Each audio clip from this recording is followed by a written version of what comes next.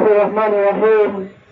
বাংলাদেশ ইসলামী ছাত্র শিবির সিলেট মহানগর শাখা কর্তৃক আয়োজিত চট্টগ্রাম সিটি কলেজে ছাত্র শিক্ষক ও ছাত্র শিবিরের উপর হামলা, তেজগাঁও কলেজে মেধাবী শিক্ষার্থী সাকিবুল হাসান হত্যা ও দেশব্যাপী ছাত্রদল যুবদলের সন্ত্রাসী কার্যক্রমের প্রতিবাদে আয়োজিত আজকের বিক্ষোভ মিছিল পরবর্তী সমাবেশে উপস্থিত আজকের সম্মানিত প্রধান অতিথি ইসলামী ছাত্র শিবিরের কেন্দ্রীয় কার্যকরী পরিষদ সদস্য, সিলেট মহানগরীর সংগ্রামী সভাপতি ছাত্রনেতা শহীদুল ইসলাম সাজু, উপস্থিত সম্মানিত নেতৃবৃন্দ, প্রিয় শিক্ষার্থী ভাইরা, প্রিয় সিলেটবাসী, আসসালামু আলাইকুম ওয়া রাহমাতুল্লাহ।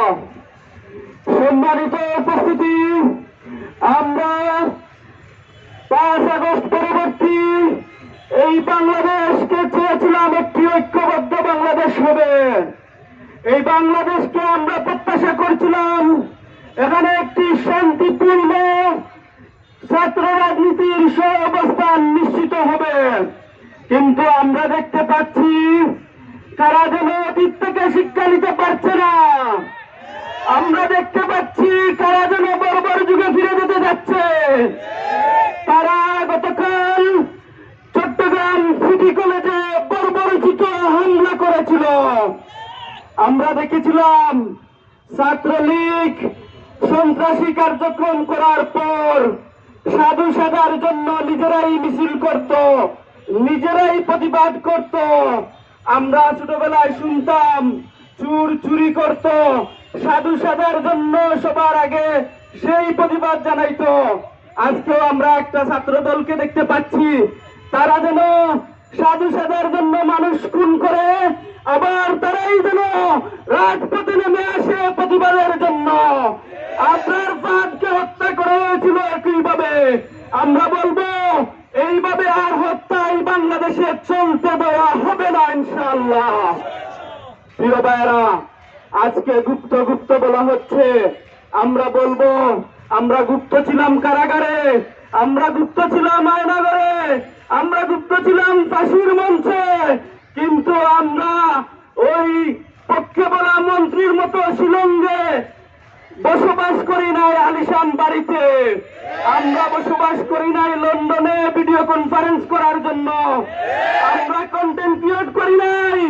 আমরা এদেশের মানুষকে নিয়ে প্রতিরোধ করেছিলাম। আমরা এদেশের মানুষকে মুক্তির জন্য আন্দোলন করেছিলাম।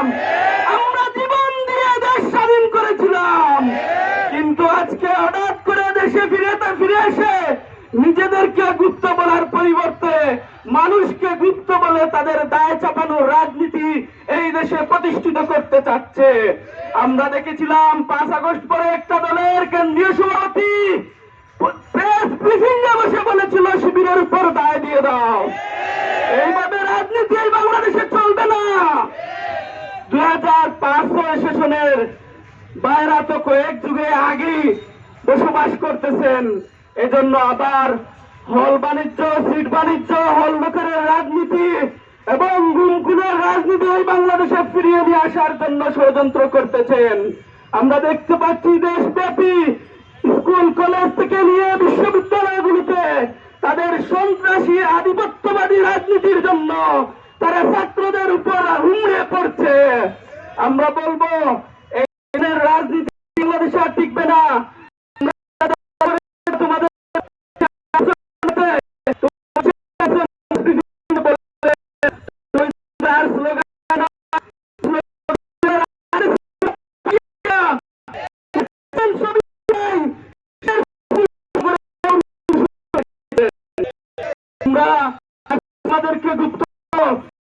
তোমরা শিক্ষা নিতে পারো যেদিন বেনার ধরার মতো ছিল না, কিন্তু তোমাদেরকে প্রোটেকশন দিয়েছিল ছাত্র। আজকে দেখো নাই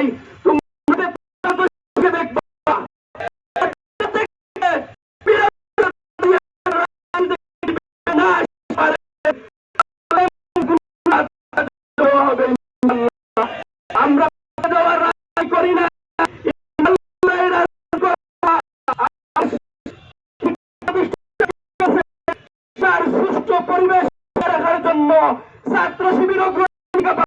ইনশাআল্লাহ।